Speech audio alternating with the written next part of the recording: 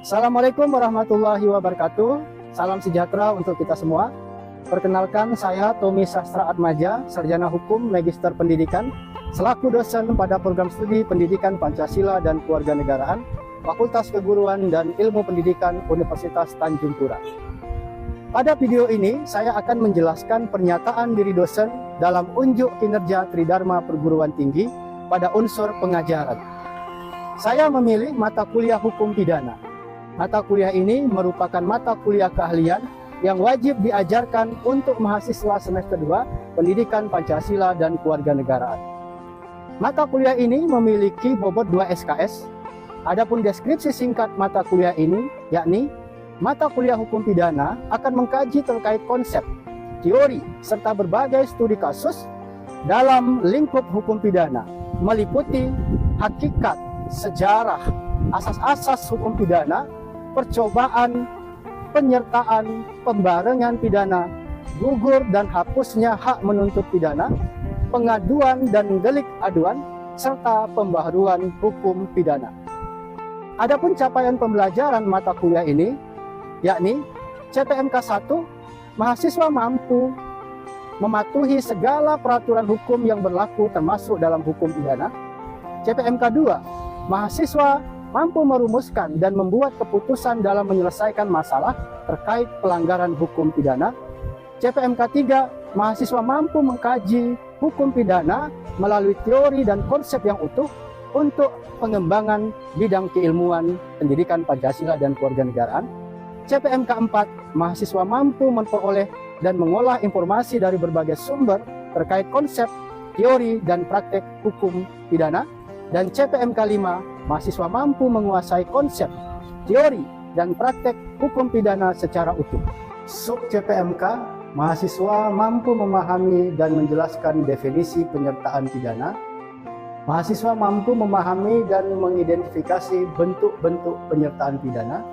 Mahasiswa mampu memahami, menjelaskan, dan mengidentifikasi sanksi untuk pelaku penyertaan pidana. Adapun sistem perkuliahan yang akan dilaksanakan menggunakan metode DIA atau Delivery, Interaction, dan Assessment. Pada delivery, saya menyampaikan materi dengan berbantukan media Canva. Pada interaction, saya berinteraksi dengan mahasiswa selama perkuliahan berlangsung. Dan pada assessment, saya melakukan evaluasi berupa memberikan penilaian dengan menggunakan media quizzes dan pemberian tugas. Penilaian mata kuliah ini antara lain kehadiran dan keaktifan memiliki bobot 10% selama 16 kali pertemuan, tugas dengan bobot 20%, ujian tengah semester dengan bobot 30%, dan ujian akhir semester dengan bobot 40%. Dalam mata kuliah ini ada beberapa referensi yang dapat mahasiswa gunakan, di antaranya buku pertama berjudul Hukum Pidana, karangan Profesor Dr. H.M. Rashid Ariman SHMH. Kemudian buku kedua berjudul Hukum Pidana Indonesia, karangan Erdianto Effendi SHMH. Serta buku ketiga berjudul Kitab Undang-Undang Hukum Pidana dan Kitab Undang-Undang Hukum Acara Pidana, karangan R. Sunarto Surodip Uroto SH. Serta mahasiswa dapat mengakses jurnal nasional terakreditasi dan internasional bereputasi untuk mata kuliah ini. Assalamualaikum warahmatullahi wabarakatuh. Waalaikumsalam warahmatullahi wabarakatuh. Selamat pagi, salam sejahtera untuk kita semua. Pagi, Pak. Nah, bagaimana kabar kalian hari ini? Baik. Sehat semua ya? Jadi kalian harus selalu memperhatikan kesehatan karena akhir-akhir ini cuaca di Kota Pontianak ini memang lumayan ekstrim gitu ya. Nah, baik para mahasiswa, mahasiswi ya sekalian, sebelum memulai perkuliahan hari ini, coba diperiksa lagi di atas kursinya, di atas mejanya ya. Pastikan yang ada di atas mejanya itu adalah alat-alat tulis yang diperlukan untuk pembelajaran hari ini. Yang tidak terlalu diperlukan nanti boleh disimpan di dalam tas. Nah, baik, untuk memulai perkuliahan silakan ketua kelas dipimpin berdoa terlebih dahulu. Sebelum mulai mata kuliah, marilah kita berdoa menurut agama dan kepercayaan masing-masing. Berdoa dimulai. Berdoa selesai. Baik, terima kasih ya Saudara Agim ya yang sudah memimpin doa. Nah, para mahasiswa-mahasiswi sekalian, hari ini kita kembali bertemu di pertemuan yang ke-10 ya. Nah, silakan sebelum memulai perkuliahan ini kalian isi dulu presensi untuk pertemuan hari ini. Ini ada presensi online kita. Silakan akses.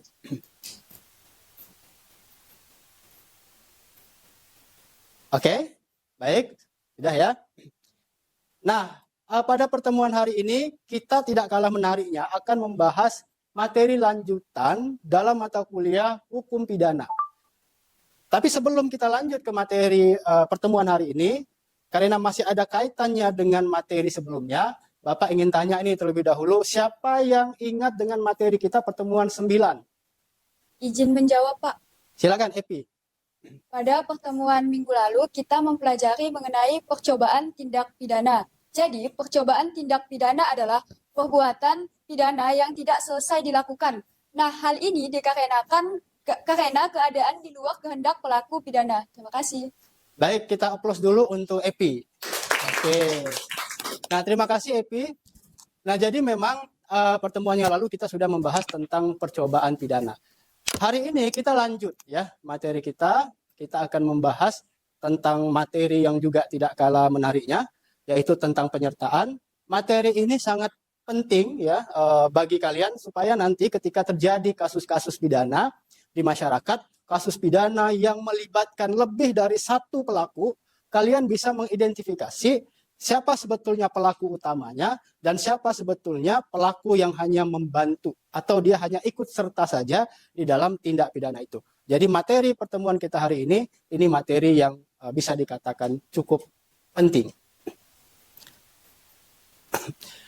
Baik, nah ini pokok bahasan kita pada pertemuan hari ini. Kita akan mempelajari tentang penyertaan dalam tindak pidana atau dalam bahasa Belandanya adalah deelneming.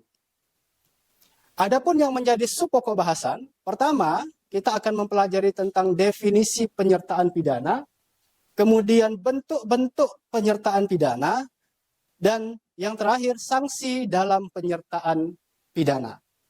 Nah, adapun yang menjadi tujuan pembelajaran kita hari ini, setelah perkuliahan mahasiswa mampu memahami dan menjelaskan definisi penyertaan pidana, mahasiswa mampu memahami dan mengidentifikasi bentuk-bentuk penyertaan pidana, serta mahasiswa mampu memahami, menjelaskan, dan mengidentifikasi sanksi untuk pelaku penyertaan pidana. Nah, sebagai pendahuluan, karena materi kita tentang penyertaan, ya, kalau kita perhatikan, ya, akhir-akhir ini di negara kita marak sekali terjadi tindak pidana.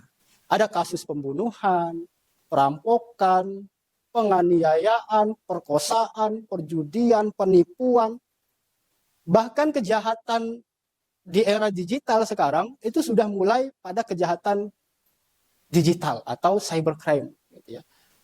Orang mudah saja saat ini meretas ATM kita, uang kita diretas dari negara lain. Itu juga termasuk kejahatan cyber yang saat ini marak terjadi. Nah, kalau kita perhatikan kasus-kasus yang terjadi akhir-akhir ini, itu sebetulnya kasusnya itu bukan hanya dilakukan oleh satu orang. Ya. Itu kasusnya itu dilakukan lebih dari satu orang. Jadi ada keikutsertaan orang lain dalam melakukan tindak pidana itu. Sehingga kalau kita lihat dari kacamata hukum pidana, ketika pelakunya itu lebih dari satu orang, maka disitulah masuknya penyertaan pidana. Baik, sekarang kita ke sub materi pertama yaitu tentang definisi penyertaan. Nah, kira-kira dari kalian apakah ada yang sudah membaca atau mungkin sudah pernah mengkaji penyertaan pidana itu apa? Izin Pak, Ya, silakan. penyertaan pidana artinya ikut serta dalam melakukan tindak pidana, Pak. Oke, terima kasih ya. Kita plus dulu untuk Kelvin. Nah, jadi penyertaan itu ya menurut Kelvin adalah keikutsertaan seseorang dalam melakukan tindak pidana. Artinya tindak pidana itu dilakukan oleh lebih dari satu orang. Ya. Baik, sekarang kita lihat. Nah, ini pendapat dari seorang ahli hukum berkebangsaan Belanda. Van Hemel menyatakan bahwa penyertaan atau deelneming ini merupakan suatu tindak pidana yang dilakukan oleh dua orang atau lebih dalam satu kerjasama. Jadi pelakunya itu lebih dari satu, bisa dua atau bisa lebih. Ada kerjasama dan dilakukan secara sadar. Nah, itu istilah penyertaan menurut Van Hemel. Dari definisi yang diberikan oleh Van Hemel ini, maka secara sederhana dapat kita pahami bahwa penyertaan itu adalah keikutsertaan seseorang secara sadar dalam suatu tindak pidana.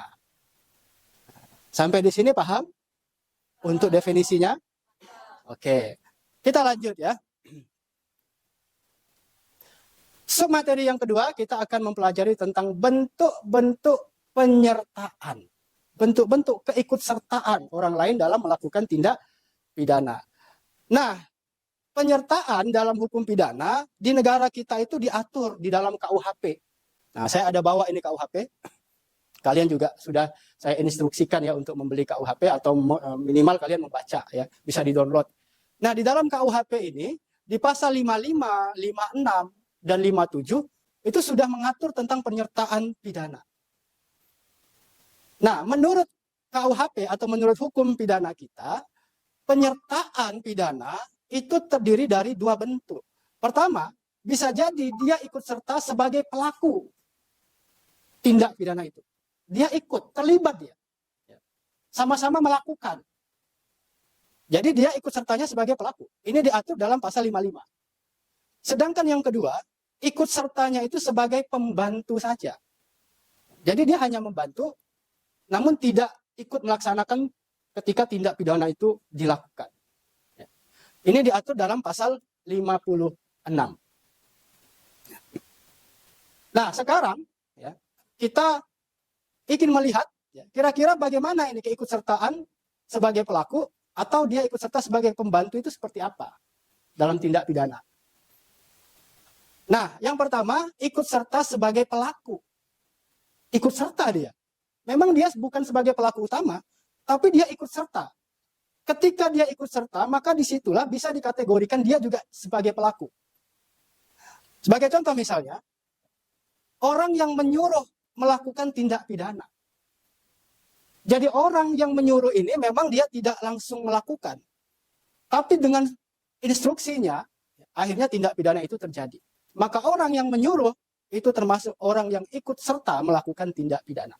Sebagai contoh misalnya ya, misalnya si A ini punya masalah dengan si C. Tapi si A ini tidak berani memukul atau tidak berani untuk langsung menganiaya si C. Nah, lalu si A ini karena berteman dengan si B, si A lah yang menyuruh si B untuk kemudian memukul si C.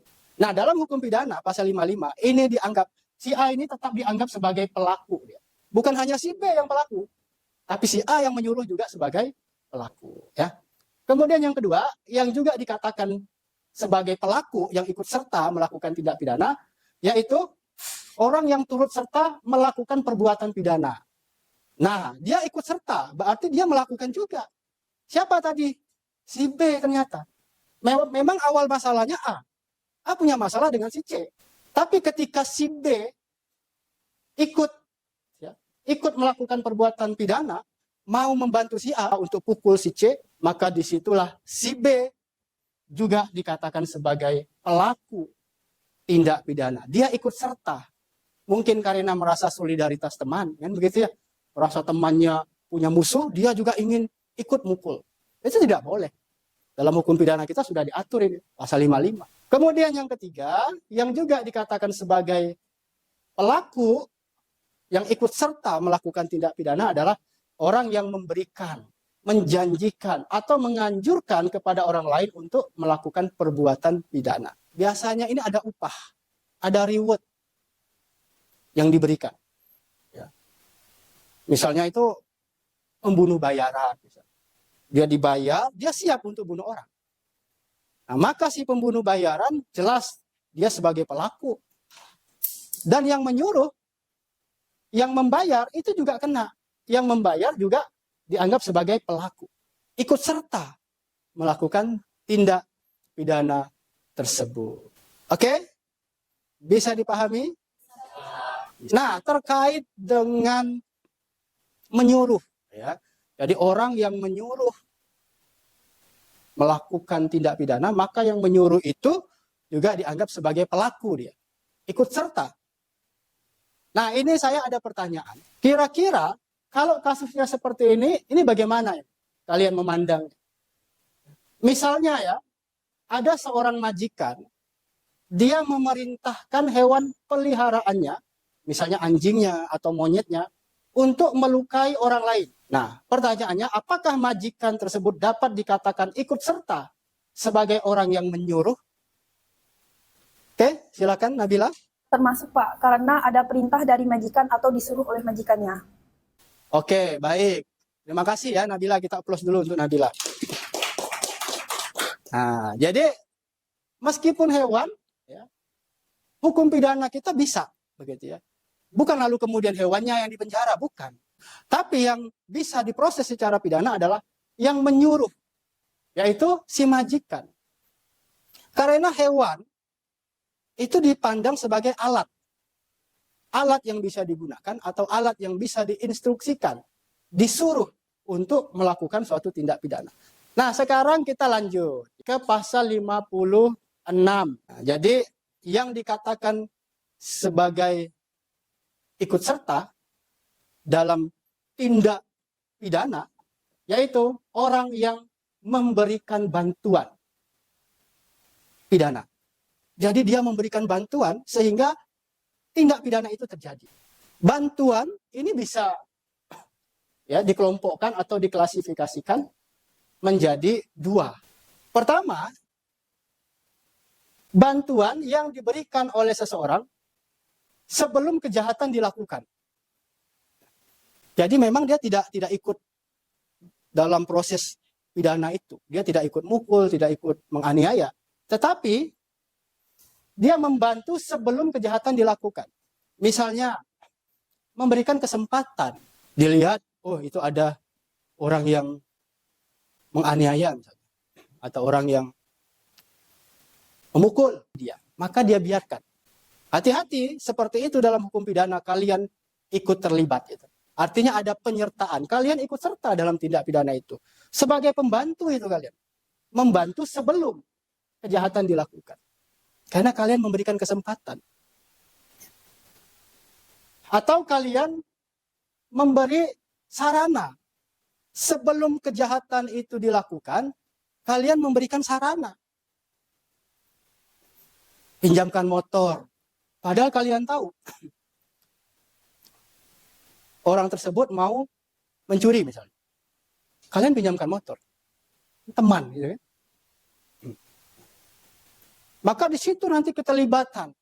Bahaya. Jadi kalau kalian sudah tahu bahwa ada orang yang berniat untuk melakukan tindak pidana, kalian jangan sampai memberikan sarana. Karena ketika kalian memberikan sarana, maka kalian akan dipandang sebagai orang yang ikut serta dalam tindak pidana itu menurut pasal 56 KUHP. Kemudian yang juga dipandang sebagai pembantuan sebelum kejahatan dilakukan, yaitu orang yang memberikan keterangan. Misalnya nih, saya misalnya ya, saya punya tetangga yang tidak cocok dengan saya. Saya berselisih. Lalu kemudian tetangga saya ini, dia juga berselisih dengan orang lain. Kebetulan orang lain itu kenal dengan saya. Nah, misalnya masalah hutang piutang lah, misalnya tak dibayar-bayar. Sehingga orang yang punya hutang ini dicari oleh teman saya tadi. yang juga bermasalah. Dan saya tahu bahwa teman saya itu akan menganiaya dia karena tidak bisa bayar hutang. Nah, lalu saya memberikan keterangan ini kepada teman saya. Saya telepon dia. Ayo kamu datang ke sini. Kebetulan nih ada nih dia nih di dekat rumah saya ini. Datanglah kamu ke sini. Kau pukul ya dia ini. Nah, itu hati-hati.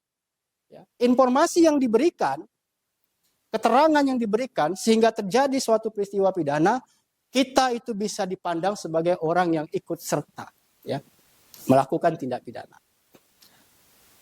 Oke, sekarang kita lanjut.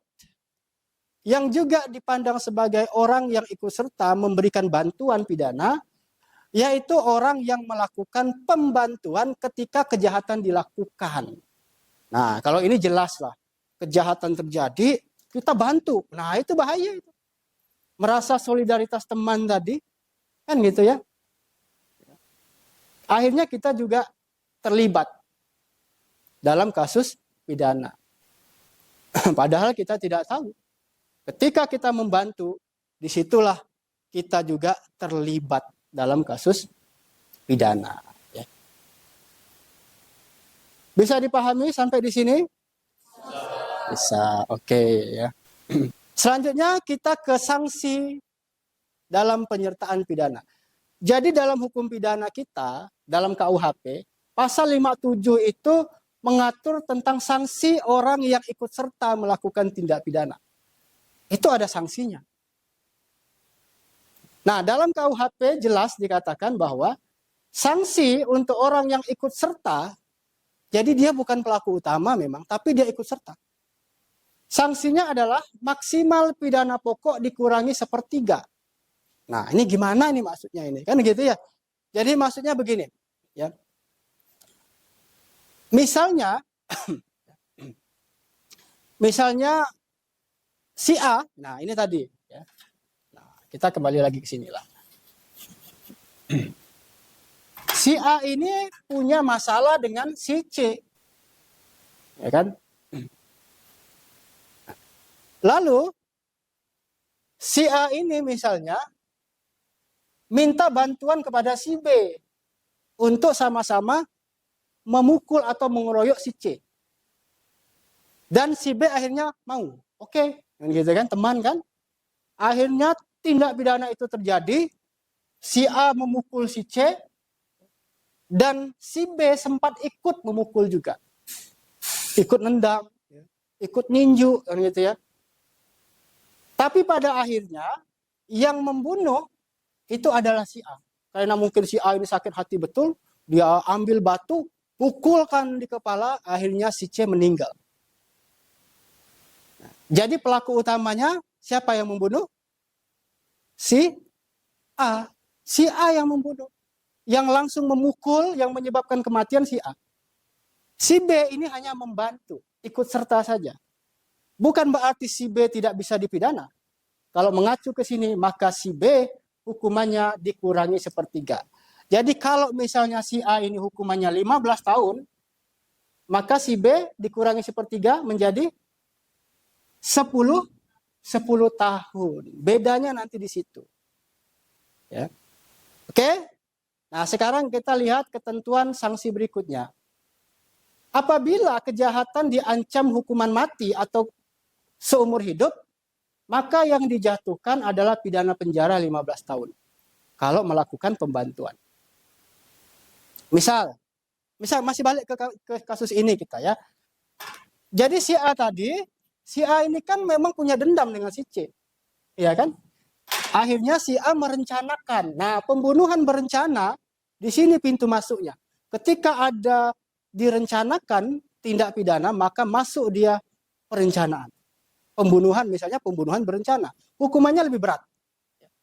Si A misalnya memang berencana mau membunuh si C, si A minta bantuan si B. Minta bantuan si B. Setelah dibunuh, nah maka si A ini karena dia sebagai pelaku utamanya, dia membunuh dan pembunuhannya juga berencana, maka si A ini hukumannya bisa seumur hidup atau bahkan hukuman mati. Lalu si B bagaimana? Si B tidak bisa seumur hidup. Bahkan si B juga tidak boleh dihukum mati. Maka si B ini hukumannya adalah hanya 15 tahun. Oke? Nah, seperti itu. Paham ya? Oke, sekarang ada yang mau ditanyakan dari materi yang sudah disampaikan? Silakan, An. Izin bertanya Pak, terkait pembantuan pidana. Bagaimana jika pembantuan pidana dilakukan setelah tindak pidana dilakukan? Misalnya berperan hanya membantu membuang mayat saja tapi tidak membunuh. Terima kasih. Oke, baik, terima kasih ya, An. Nah, kalau kasusnya seperti itu tetap dianggap penyertaan ya, pembantuan. Itu dipandang sebagai satu rangkaian peristiwa pidana. Walaupun hanya membantu membuang mayat saja, dia tidak ikut mukul, tidak ikut menganiaya, hanya membantu membuang mayat, itu tetap dipandang sebagai penyertaan. Dia ikut serta. Gitu ya. Saya tanya balik. Kira-kira menurut kalian, ya, ini kan kasus yang sekarang sedang booming ya, Vina dan Egy. Menurut kalian ini Vina dan Egy ini ya, apakah dapat dipandang sebagai kasus penyertaan dalam pembunuhannya, pembunuhan Vina dan Egy? Izin menjawab, Pak. Ya, silakan. Iya, termasuk Pak, karena melibatkan banyak pelaku dari kelompok geng motor. Oke, kita plus dulu untuk Mary ya. Nah, jadi ketika pelakunya lebih dari satu, berarti ada keterlibatan, ada ikut serta pihak lain dalam tindak pidana pembunuhan Vina dan Egy. Jadi kasus Vina dan Egy ini termasuk penyertaan pidana. Nah, dari materi yang sudah Bapak sampaikan, kira-kira sudah paham ya? Nah, untuk membuktikan apakah kalian paham atau tidak, coba siapa yang bisa menyimpulkan materi kita hari ini? Izin menjawab, Pak. Ya, silakan Nandari. Dapat disimpulkan bahwa penyertaan adalah seseorang yang ikut serta dalam melakukan tindak pidana. Kemudian penyertaan juga terdiri menjadi dua, yaitu sebagai pembantu dan juga sebagai pelaku. Oke, kita aplaus untuk Nandari ya. Baik, terima kasih Nandari yang sudah ikut menyimpulkan ya. Nah, sekarang kita ke evaluasi.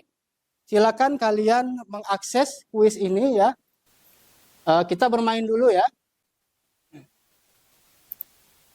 Oke, sudah semuanya. Itu kodenya. Masukkan dulu.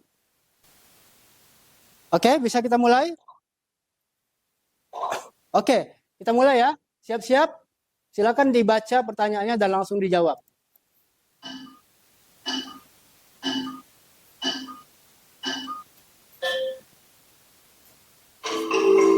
Lanjut pada pertanyaan berikut.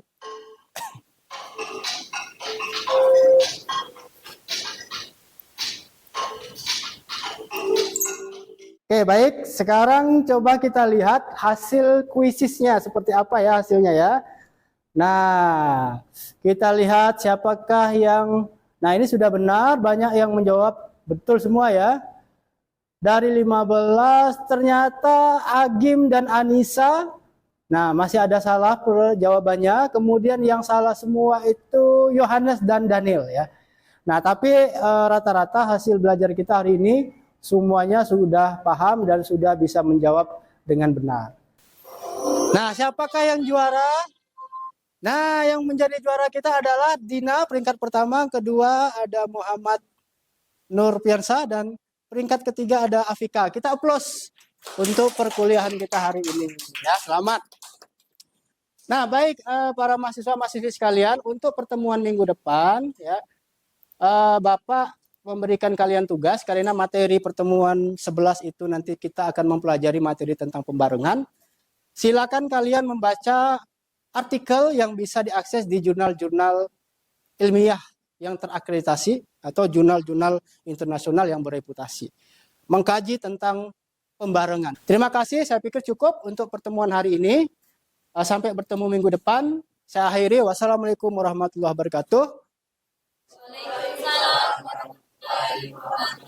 Selamat pagi, salam sejahtera untuk kita semua. Oke, aplaus untuk pembelajaran kita hari ini.